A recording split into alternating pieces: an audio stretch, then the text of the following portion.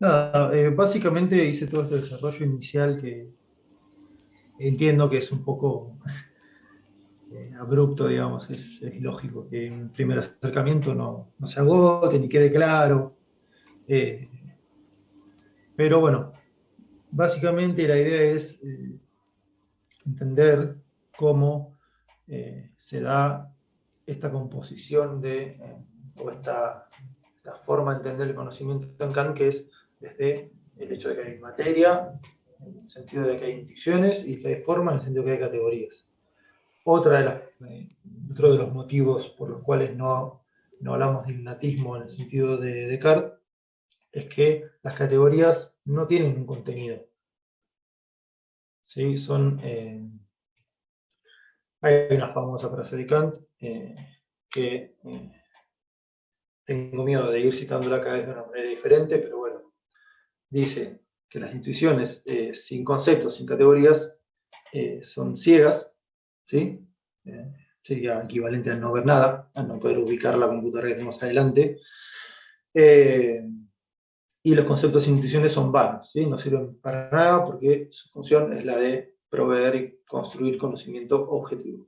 ¿Sí? Eso es como un latiguillo clásico de Kant, que si uno lo puede ir incorporando, después en momentos de caos y de nubarrones, uno se agarra de ahí y se ubica.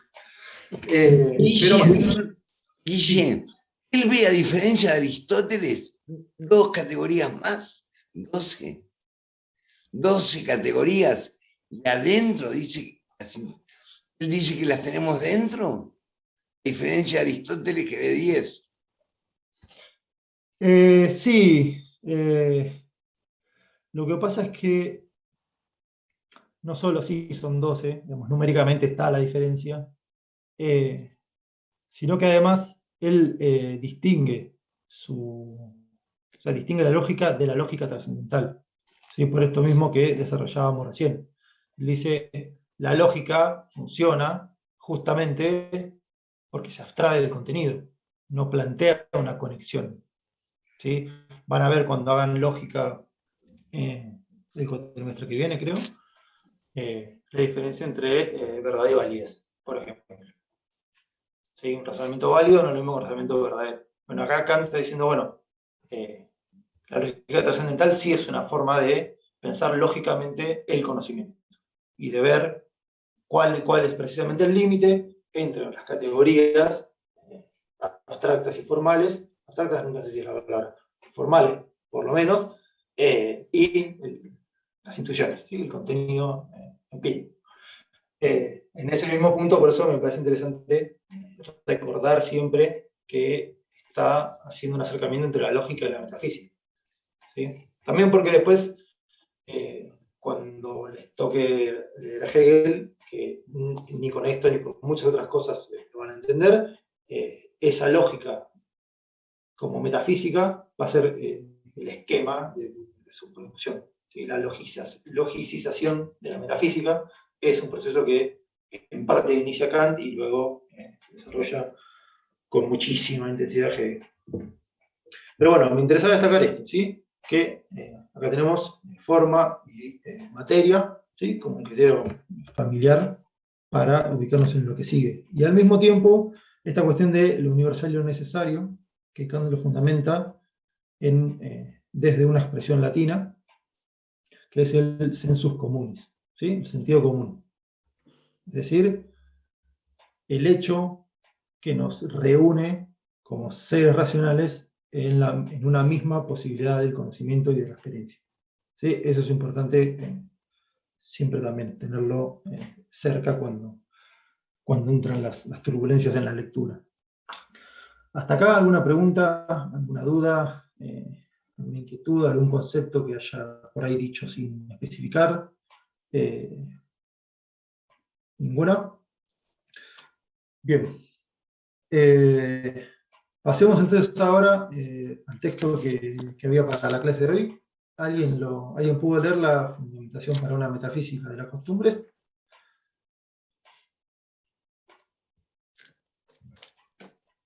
No tuvo suerte, no. Por lo visto. No, está bien. Van a tener tiempo.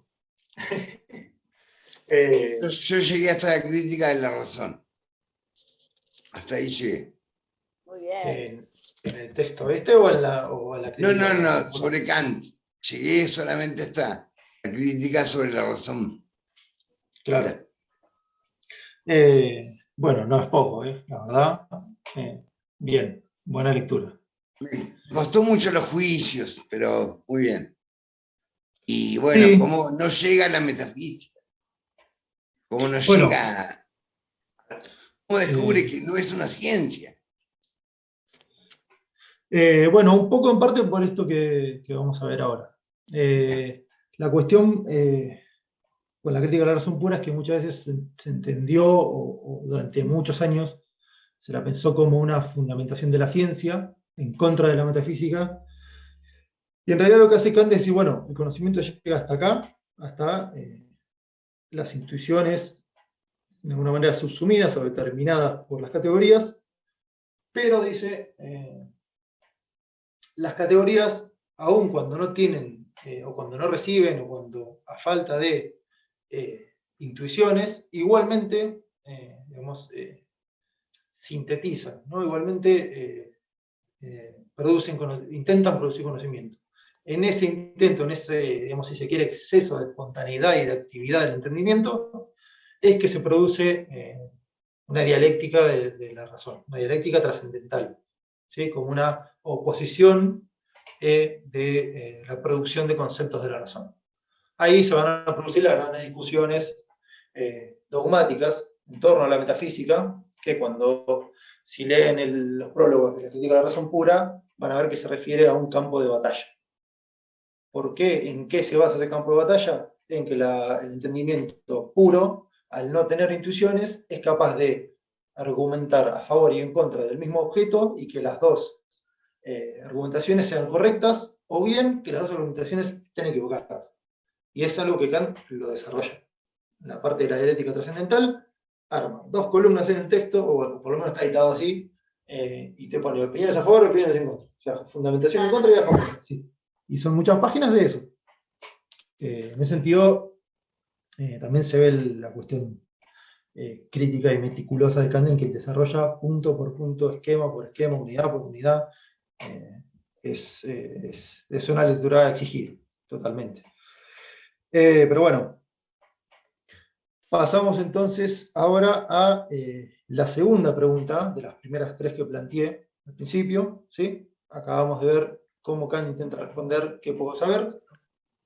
Vemos qué debo hacer exactamente. Y como bien indica el título del texto que era para hoy, aparece la palabra metafísica. Y en este punto es que la continuación de la crítica de la razón pura es que la función de la metafísica en Kant pasa a estar en el dominio práctico, ¿sí? En la ética, en la política, en la estética, ¿sí? Son ramas de la filosofía que como presupuesto fundamental tienen la libertad. Y es un presupuesto, y Kant le va a llamar un periodo de la metafísica práctico dogmático. Es dogmático, tal como era el racionalista, pero en este caso está ajustado a lo que la razón puede y no puede conocer, y en función de sus facultades y de sus capacidades. Entonces, va a ser un dogmatismo práctico. ¿Por qué? Porque tiene presupuestos que son indemostrables, como la libertad. Vamos ahora a ver tres tipos de fundamentos para determinar la acción, ¿sí? Que es de lo que se ocupa la parte pura de la ética, es decir, la filosofía moral. Y vamos a ver un video en el cual entiendo yo por lo menos, veremos si a ustedes también les parece, tienen lugar algunos de estos principios o algunas de estas acciones determinadas de acuerdo a lo que Kant plantea. Básicamente son tres principios prácticos con los cuales uno determina la voluntad entendida como la capacidad de decidir una acción. No es, por el Kant tiene una redacción un poco marañada, pero es básicamente eso, ¿sí? Cómo yo me determino, cómo procedo, digamos, cómo yo me decido actuar. ¿En función de qué? Kant se pregunta entonces acá por los fundamentos de la acción práctica, ¿sí? Así como fundamentaba el conocimiento científico de su época, ahora quiere fundamentar una ética que también es necesaria en virtud de la secularización del pensamiento, de que hay un marco normativo ético y moral que ya se viene derrumbando hace varios siglos, y que es necesario también fundamentar una acción en el contexto de la convulsión social que terminaría, por ejemplo, en la Revolución Francesa. Sí, es un periodo de crisis y revolución en general. Entonces, Kant va a decir, hay un principio, ¿sí? Los principios prácticos, subjetivamente se los reconoce como máximas, ¿sí? Como el motivo de la acción, ¿sí? Esto ahora después lo desarrollamos mejor, y objetivamente se los reconoce como mandatos, ¿sí? Como algo que nos obliga a actuar. ¿Sí? Vamos a ver después cómo eso es compatible con la libertad, no será un problema.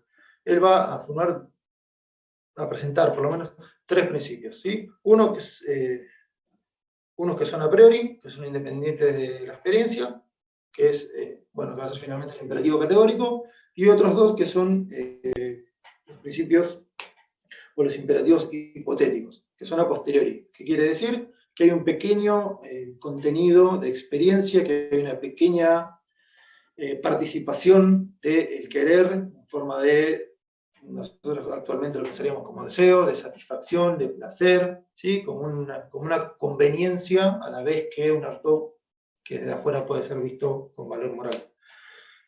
Los hipotéticos entonces son hipotéticos problemáticos, cuando el fundamento de la acción nos provee reglas de la habilidad, es decir, principios para un fin técnico.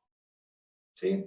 Pero concretamente técnico. En el texto aparece, por ejemplo, un médico que cuando tiene que decir la dosis que le da a un paciente, no reflexiona si es bueno o malo moralmente, sino que dictamina una cantidad. ¿Sí? En general la noción de cantidad no sirve acá para orientarnos. Después están también los principios asertóricos, que son algo similar, pero para alcanzar un fin que nos da la naturaleza, que es ser felices. ¿Cómo es? ¿Un principio qué? Es un principio. La palabra no la entendí. Es un fin, ¿sí? Es un fin, es un principio que nos provee medios, esa palabra me faltó, para lo que nos instruye a seguir ciertos medios para alcanzar el fin de la felicidad, que es un fin que la naturaleza le da a los seres racionales. ¿Sí? Es aristoteliano, ¿verdad? No sé, es aristotélico, pero en realidad no, porque por ejemplo, eso se distingue si vos te guías, por ejemplo, en función de la prudencia en uno y otro. La prudencia en Kant no tiene valor moral. La prudencia en Aristóteles tiene muchísimo valor, moralmente. ¿Sí? Obviamente conducen a la felicidad, pero por ejemplo, la vida, sí, asertórico. Sí. Asertórico, categórico, problemático, también son este tipo de palabras que Kant las utiliza como si fueran muy comunes, pero que hay que ir abordándolas. En este caso, problemático significa posibilidad, asertórico significa realidad, y categórico significa necesidad. No se preocupen, no es necesario profundizar ahora en eso. Entonces tenemos estas 3 acciones, ¿sí? Acción moral, el imperativo categórico, en función de lo que es bueno moralmente, lo que es propio de una buena voluntad, el principio hipotético problemático, que es los medios para conseguir un fin técnico, y los asertóricos, que tienen como fin acercarnos a conseguir la felicidad. Cecilia, te voy a molestar que me habilites la función de compartir pantalla. Sí, cómo no. ¿Alguna duda, alguna pregunta? Bueno, igual ahora vamos a tratar de poner en funcionamiento estas tecnologías que planteando acá. Mi red es pequeña, mi red es pequeña. agarra más cosas. No sé, mojarritas. Bien, avísenme si se ve, si no se escucha, avísenme también. Lo que vamos a ver es un documental sobre, si vamos a ser estrictos, sobre un taxista que hace unos 20 años hacía intervenciones artísticas, ¿sí? De algo que podríamos llamar arte contrapublicitario en la vía pública, ¿sí? En los afiches, nunca me sale la palabra, él los intervenía.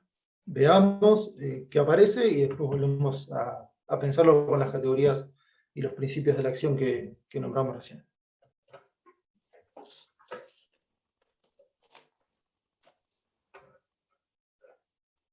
Un pito.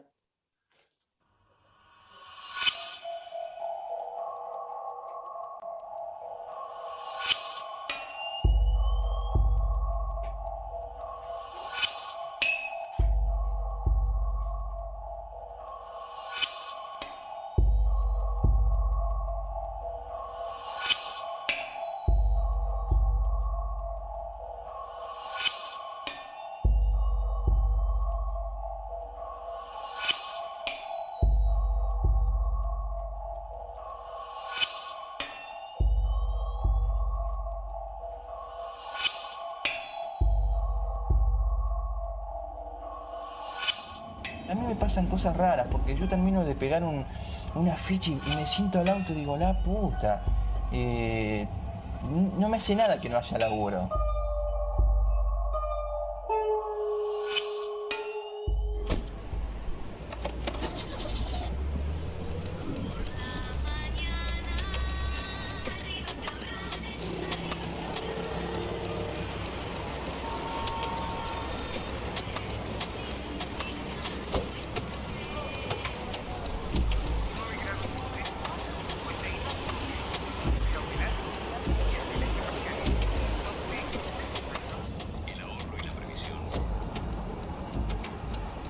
Acordate que yo en el taxi estoy todo el día, loco, haciendo un ejercicio visual, ¿entendés? Estoy manejando, veo colores, veo afiches. Soleseo y Grupo Siembra, especialista.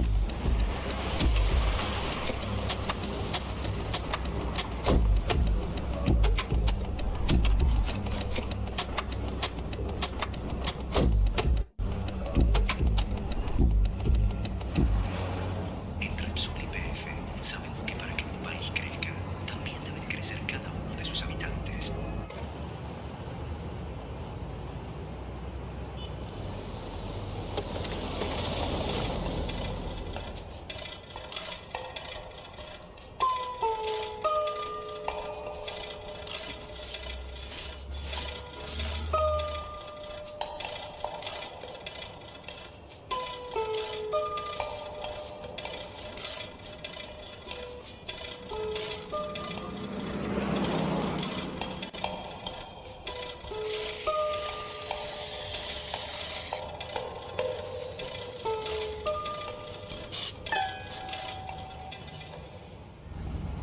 Y la gente se pelea con el tipo que está en la cola, o se pelea con el de la caja, o se pelea en el supermercado. Pero, ¿por qué la gente no pelea frente a un afiche? ¿Por qué no lo boxea el afiche? ¿Por qué no dice esta publicidad de mierda me tiene podrido? Tengo ganas de que alguien, te juro, tengo ganas de que alguien agarre una pintura, no sé, que haga una X así, eso lo anuló. Le puso la X y dijo, esta publicidad para mí no es nada, una X. ¡Oh, boludo, se la dio, boludo! Mirá. Ahora vamos a hacer algo de sangre, tengo pintura ahí.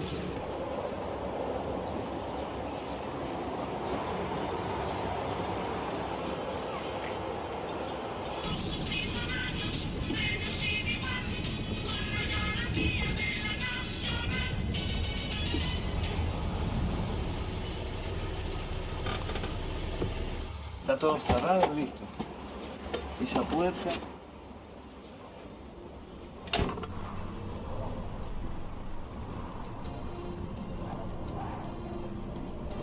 Está bien, gracias, Hola, pichón. Tenemos pollos, tenemos carne picada, tenemos el perro, tenemos unas pizzas.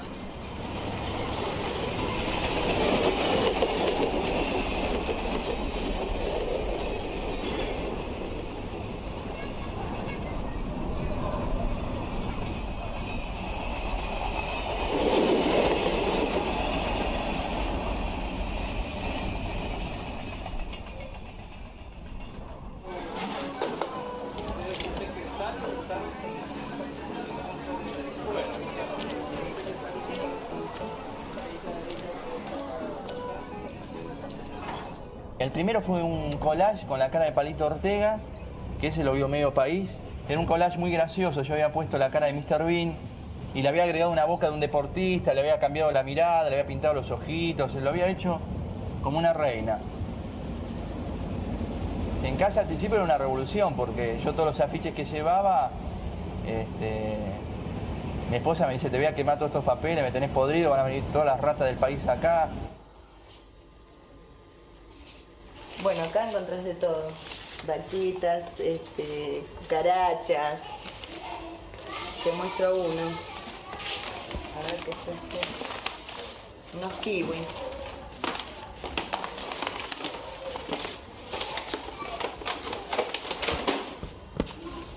Este es nuestro cuarto.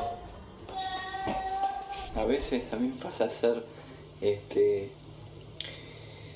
parte de mi taller, porque yo a veces levanto el colchón loco y laburo acá, a veces acomodo las cosas, es como un lugar más de concentración. Yo vengo acá y me concentro, y de vez en cuando se me da por pintar algunas publicidades. Por ejemplo, acá tenemos billetes de $100 cortados por la mitad.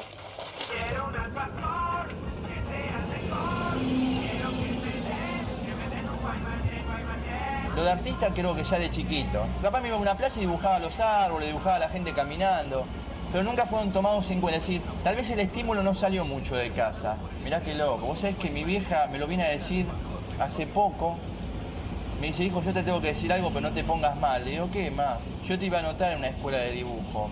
Pero lo que pasa es que en la época esa, yo había consultado con otras madres y me decían, no, dejá, que eso es para maricones o locos. Mirá lo que decían. Estoy hablando del 78, yo tenía 14 años. También hago trabajos como mi papá a veces. ¿Lista?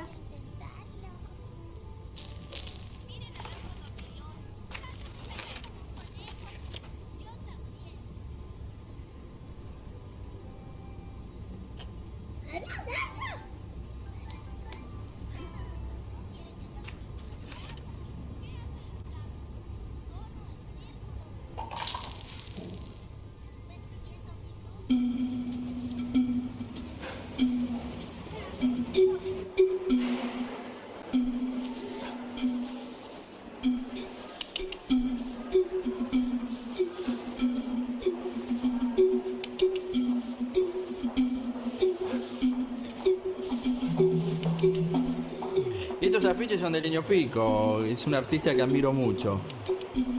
Y en la otra pared voy a pegar un afiche que es un laburo mío.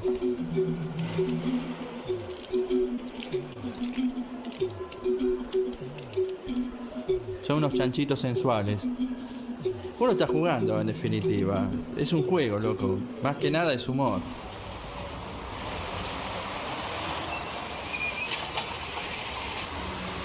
No se puede. Caballero, no se puede hacer eso. ¿Por qué? Está autorizado por la policía. Tiene que ir a la comisaría y pedir autorización si quiere hacer eso. Claro, porque está dañando un cartel. Si no, yo llamo a la comisaría y hablo con una oficial. No, mirá, yo ya hace 3 años que trabajo sobre sí, esto. pero hizo así un daño a las personas que pusieron ese cartel. Este domingo desde las 17:30, un presidente para el 2000. Ahora con las elecciones van a salir productos donde la gente tiene que votar en vez de comprar.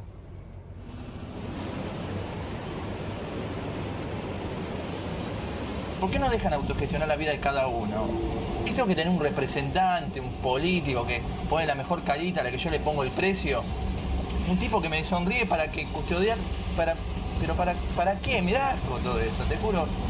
Me los imagino con guardapolvos blancos como médicos o como maestros que te quieren cuidar la vida, programar la vida, que se vayan a cagar, ¿viste?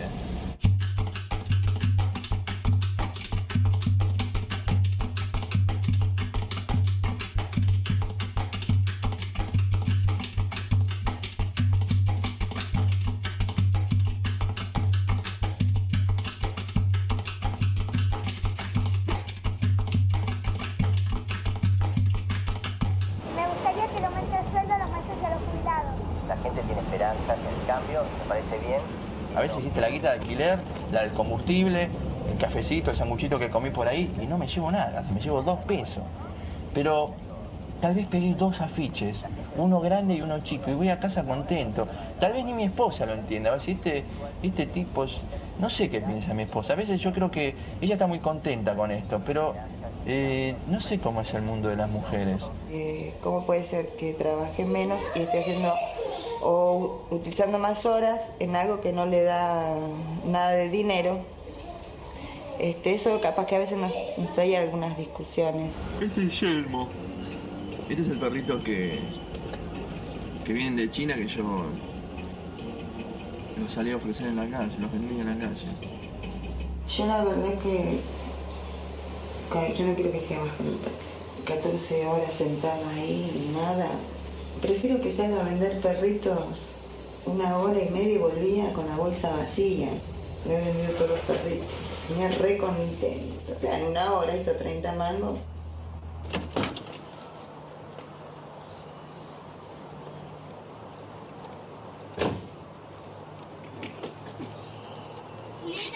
¿Qué? ¿Sabes que no puedo? ¿Quién?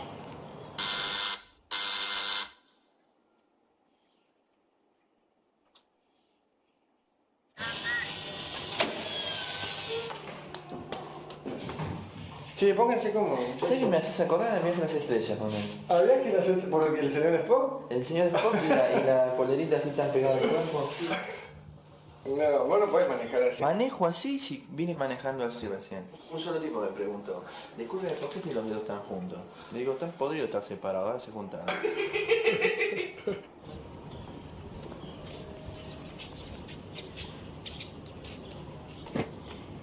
Sí, yo no voy a subirme ahí, es un lugar muy expuesto, loco.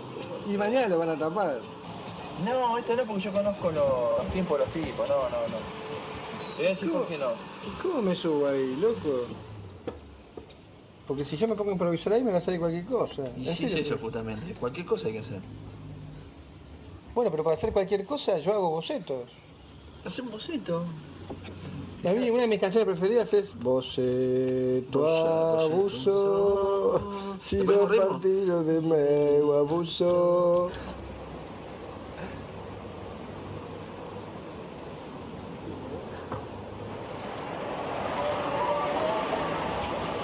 Ya está, soltame, boludo, soltame. Esa. Es el corte de tipo Videla. Usaban ese corte de pelo. Ahí. ¿Qué pasó? Es parte del trabajo. Es parte del trabajo las manchas.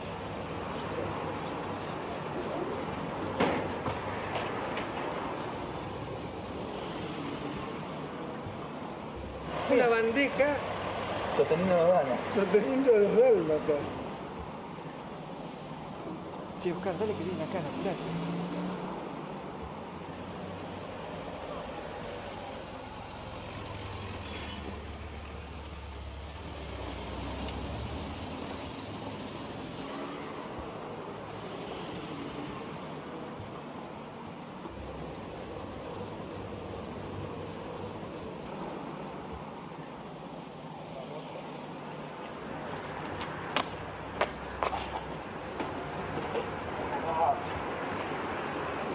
Yo soy un tipo que me quiero ir de acá porque soy paranoico.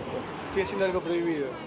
La actividad industrial cayó durante octubre un 1,2%. Yo conozco, por ejemplo, los tiempos de los auditores. Si los tipos que son los controladores, si la ficha está mal, está deteriorado, qué sé yo, vienen, llaman y viene la brigadita, los pibes y lo modifican, lo vuelven a pegar. Es un artista urbano que todavía no lo pudimos enganchar, pero ya lo vamos a encontrar.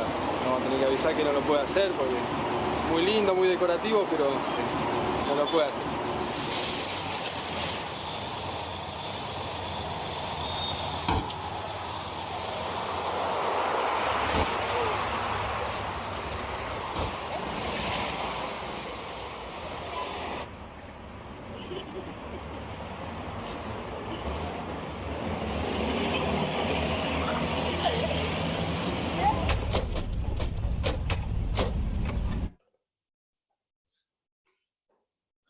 Bueno, espero que no hayan que no se hayan dispersado, ¿no? He perdido la mitad de la audiencia. Es un poco largo, pero bueno. Me parecía que dejarlo así de corrido permitía ver también cuántas mínimas decisiones se toman en un transcurso de tiempo, ¿no? ¿Qué les pareció? Buenísimo.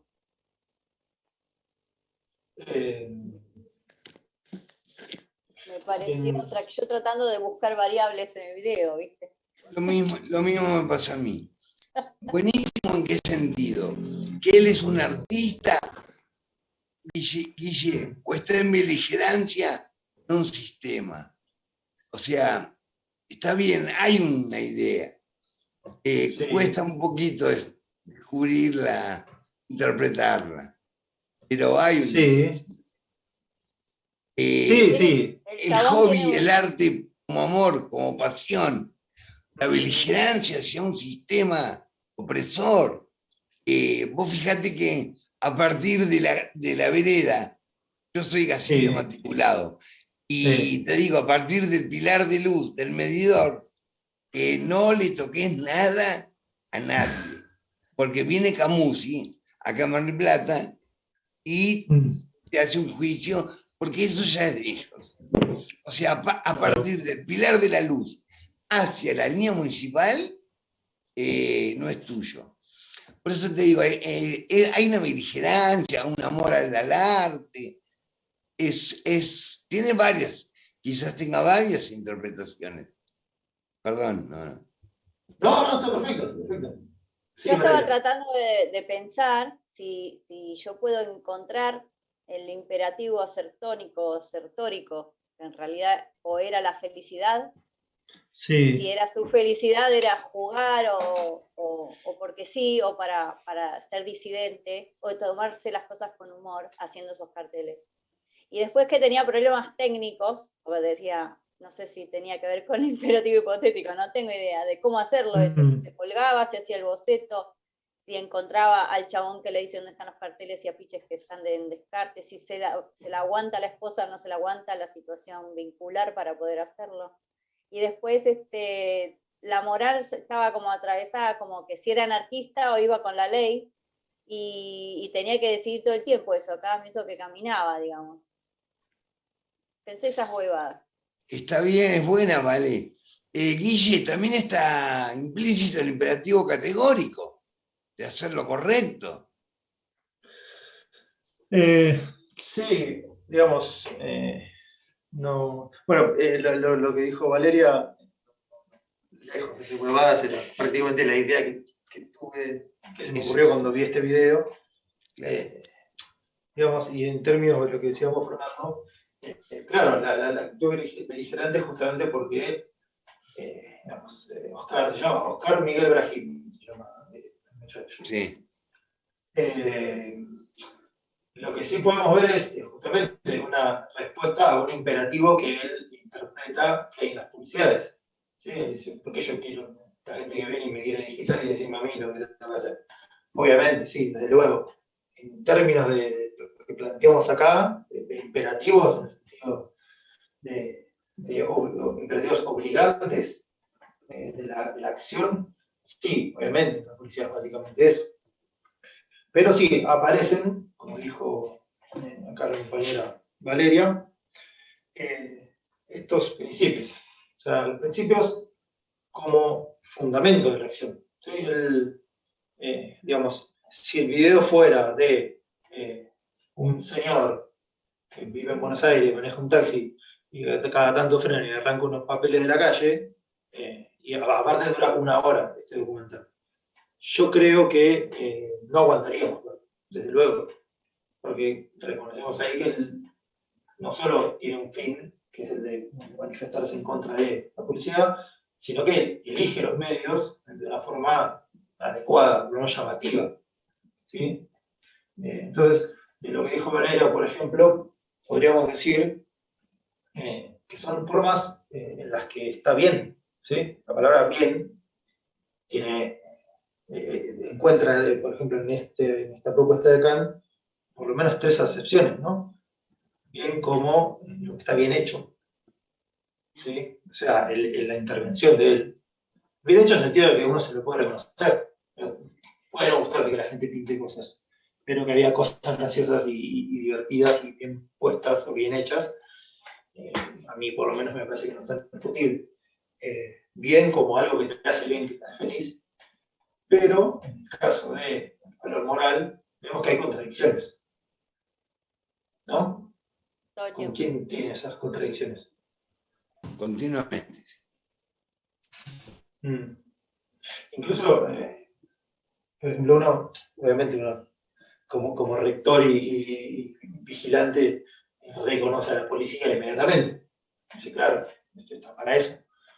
Pero después vemos también que los mismos auditores, estos pequeños comandos que ven que estén bien los carteles, también dice, es un artista callejero, no lo podemos agarrar, pero ya lo vamos a agarrar y le vamos a decir que todo muy lindo, como diciendo que esto está bien hecho, pero está mal. Ahí vemos cómo se pone en juego un poco este criterio. Y también vemos que ninguno de los dos que quiere decir que esto está mal puede terminar de darle así como un porqué, ¿no? Como que empiezan a explicar. El policía le dice, bueno, pero usted le está haciendo un daño al cartel, casi como dándole identidad humana al cartel. Y bueno, y el muchacho que sale hablando tampoco, dice, no puede hacerlo. Digamos, se agota un poco la explicación. Pero bueno, entonces, lo que aparece en esta contradicción, primero con la policía, cuando habla con el policía, no sé si va a escucharse que dice, bueno, pero yo trabajo hace 3 años de esto, que aparte es mentira, porque yo vi otras entrevistas de él, y él inventaba que estaba haciendo una campaña publicitaria para que no se lleve preso. Pero, no sé, él ahí qué estaría diciéndole al policía? ¿Sí? O sea, está bien, sí, esto puede que esté mal, pero no, yo trabajo esto hace muchos años. O sea, está pidiendo casi una excepción. Está diciendo, sí, yo estoy doneando, pero déjame igual. Bueno, eso, para acá, no tiene lugar. ¿Sí? Si Guillermo, se está terminando el tiempo nuevamente. Bueno, no sé, no queda tanto. Si quieren... Entramos sí, entramos y nuevamente. pasan un par de minutitos. Sí. Muy bien. La ética para Kant, la ética ante todo, la verdad ante todo. No. Sí, no podría decir lo contrario. Pero bueno, entramos y ahí ya retomamos desde